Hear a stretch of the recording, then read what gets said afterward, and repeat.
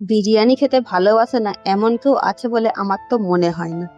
আর এখন যা গ্যাসের অবস্থা, গ্যাস পাওয়াই যাচ্ছে না, তো বিভিন্ন হোটেল বা রেস্টুরেন্ট বন্ধ হয়ে যাচ্ছে। তো ঘরে কিভাবে বানাবে যদি জানতে চাও, তাহলে কেয়াস কিচেন অ্যান্ড ক্রাফট তো দেখতেই হবে। তার জন্য প্রথমেই কিন্তু দেখো পেঁয়াজগুলোকে ছাড়িয়ে নিয়েছিলাম, কিন্তু পেঁয়াজগুলোকে ছাড়িয়ে কিন্তু ধোয়া যাবে না, পেঁয়াজগুলোকে শুধু ছাড়িয়ে নিয়েই কুচিয়ে নিতে হবে ছোট ছোট করে। আর আমি 2 কিলো চালের করেছিলাম, তার জন্য পেঁয়াজগুলোকে প্রথমে ঝিরিঝিরি করে কেটে নেওয়ার পরেই কড়াইতে সাদা তেল গরম করতে বসিয়ে দিয়েছি। সাদা তেলটা গরম হলেই তখন কিন্তু তাতে সেই পেঁয়াজগুলো দিয়ে দিতে হবে পেঁয়াজের বেরেস্তা করার জন্য।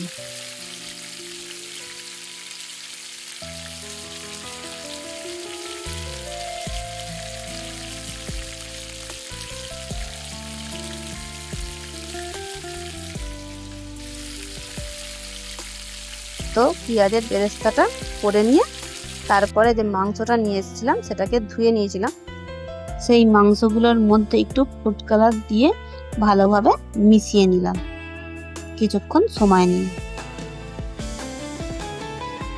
যাতে কালারটা একটু ভালো আসে। আর 2 কিলো চালের জন্য 2 কিলো 250 গ্রাম মতন মাংস নিয়ে আসা হয়েছিল, আর সবই কিন্তু সাইজে বড় বড়ই পিস করা হয়েছিল। তো ভালোভাবে একটু রংটা মাখিয়ে নিয়ে কড়াইতে যে তেলটা বেঁচেছিল তাতেই কিন্তু মাংসগুলোকে ভেজে নেব।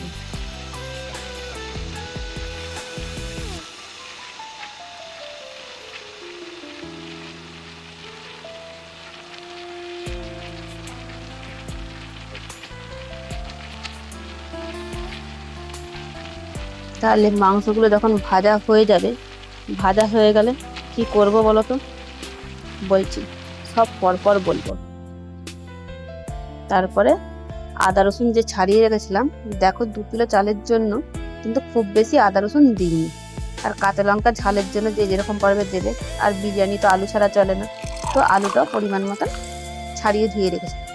আমি যে আদা রসুনটা ছাড়িয়ে রেখেছিলাম সেটাতে কিন্তু মিক্সি করে নিয়ে জল দিয়ে দিলাম। কেন বলো তো, সেটাকে আমরা নেটে এবার ছেঁকে নেবো। ছেঁকে নিয়ে যে ছিবড়েটা আছে সেটাকে ফেলে দেবো, শুধু জুসটা দেবো।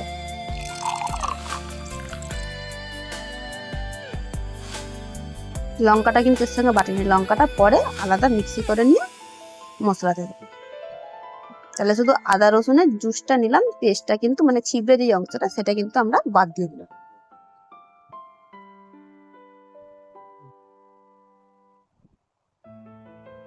আর এই রান্নাটা করেছিল আমার কর্তা, আমি কিন্তু হেল্পিং হ্যান্ড হিসেবে সব সাহায্য করেছিলাম।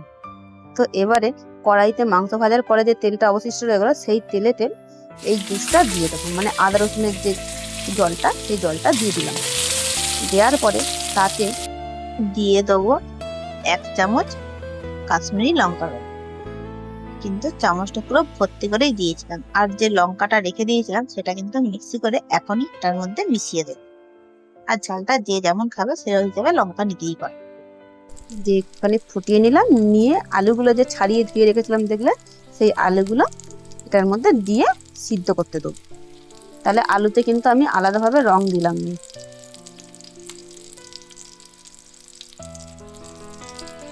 তাহলে আলুগুলো যখন সিদ্ধ হবে করবে, আলুগুলো কিন্তু পুরো সিদ্ধ করা যাবে না, 75% মতন সিদ্ধ করতে।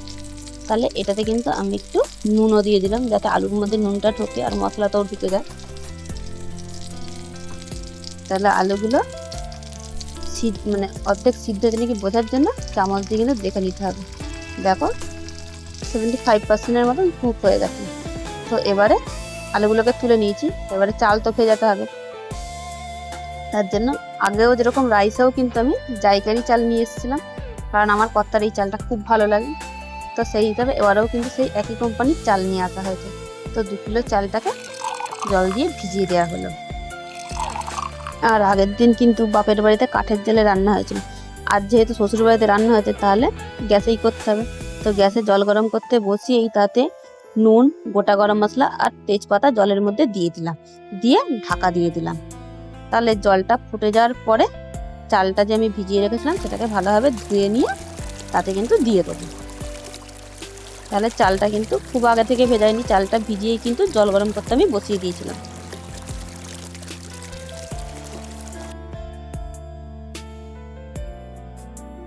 আর একটা বলক আসতেই কিন্তু আমি চালটা নামিয়ে নেব, মানে ফ্যানটা ঝরিয়ে নেব, কারণ এটাতে 75% মতন কুক হয়ে গেছে, বাকিটা কিন্তু যখন আমি দমে দেবো তখন হয়ে যাবে।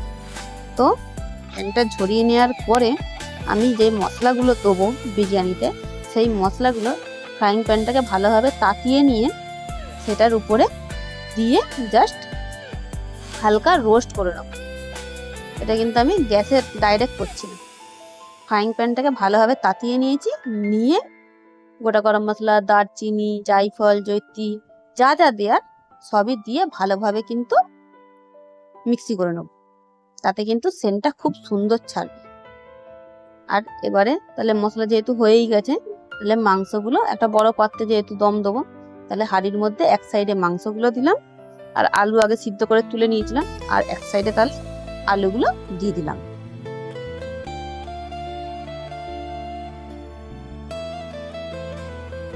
এবারে কড়াইতে যে জুসটা রয়ে গেছিল তার মধ্যে কি কি মিক্স করব, দুধ,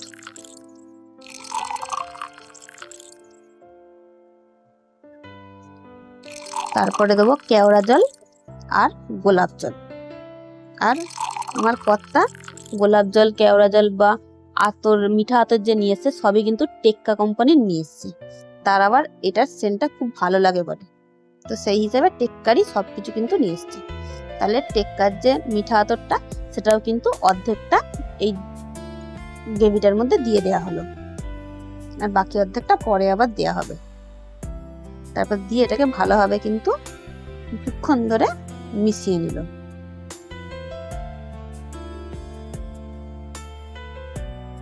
কিছুক্ষণ ভালোভাবে মিশিয়ে নেওয়ার পর মশলাগুলো যে ফ্রাইং প্যানের মধ্যে হালকা ভাজা হলো,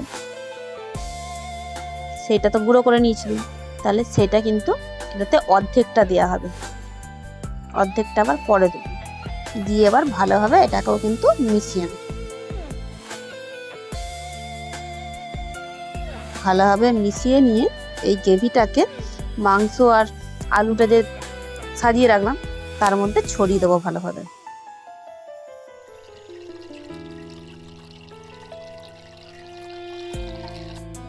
আর এবারে আলু বোখরা কিনে নিয়ে এসেছিল, সেই আলু বোখরাটা সব দিকে মানে যাতে একটু টকটক ভাবটা আসে তার জন্য চারি সাইডে কিন্তু একটা একটা করে ছাড়িয়ে ছাড়িয়ে দিয়ে দিলাম।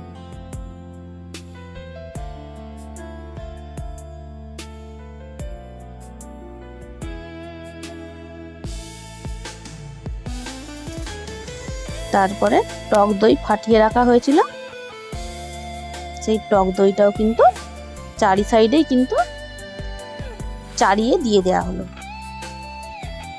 এটাতে 10 টাকা দামের টক দই 3টে কিনে নিয়ে এসেছিলাম, সেই টক দইটাকে ফাটিয়ে কিন্তু এতটা হয়েছে। আর খোয়া ক্ষীর নিয়ে এসেছিলাম 300 গ্রাম মতন, খোয়া ক্ষীরটাও গুঁড়ো গুঁড়ো করে চারি সাইডেই কিন্তু দিলাম, যাতে সবার ভাগে পায়। আর এক জায়গায় যদি দিয়ে দেওয়া হতো তাহলে সেটা তো গলবে না, তাই চারি সাইডেই কিন্তু গুঁড়ো গুঁড়ো করে ছড়িয়ে দেওয়া হলো। তারপরে বাকি যে মশলাটা ছিল, এবার বাকি মশলাটা চার সাইডে আবার দিয়ে দেওয়া হলো।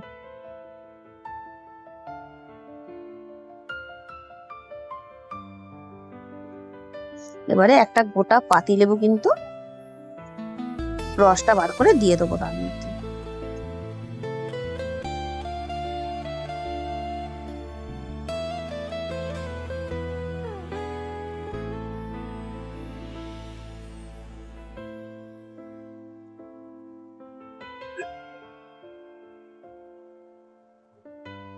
তাহলে এবার পেঁয়াজের বেরেস্তা দিতে হবে, তাহলে অর্ধেকটা এখন দিয়ে দেবো, কিন্তু খেয়াল করে দেখবে সব জিনিসগুলো কিন্তু চারি সাইডেই কিন্তু সমানভাবে ছড়িয়ে ছিটিয়ে দেওয়া হচ্ছে, এক জায়গায় কিন্তু দেওয়া হচ্ছে না। তো এবারে তার উপরে দেওয়া হবে স্বাদের জন্য চিনি।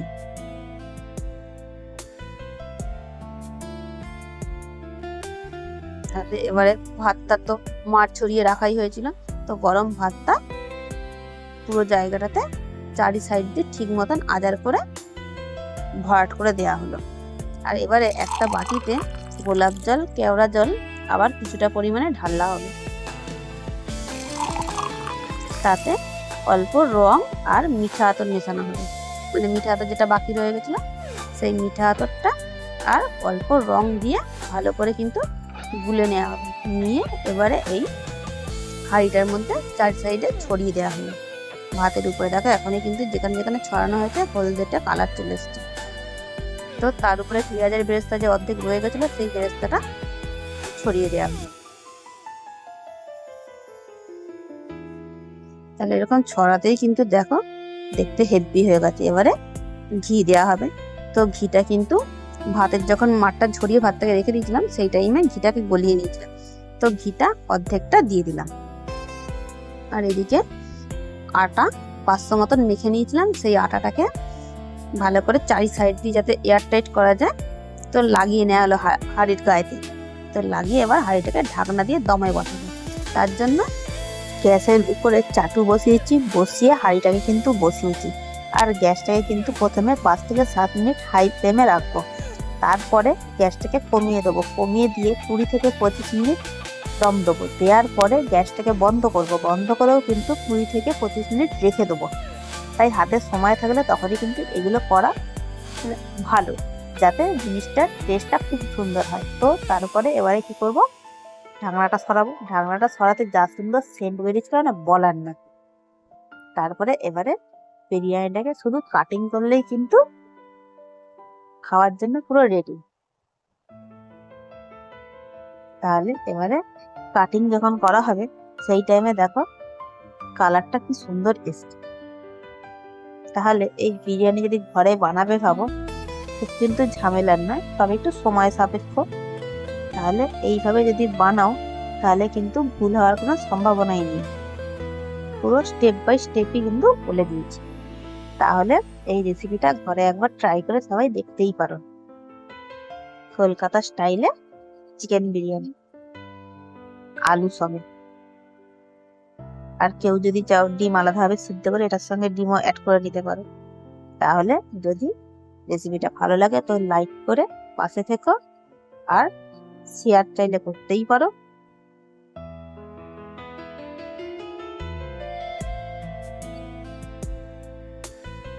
আজ এ পর্যন্তই। এরপরে আবার আসবো নতুন একটা রেসিপি নিয়ে। ততক্ষণ সবাই ভালো থাকবে।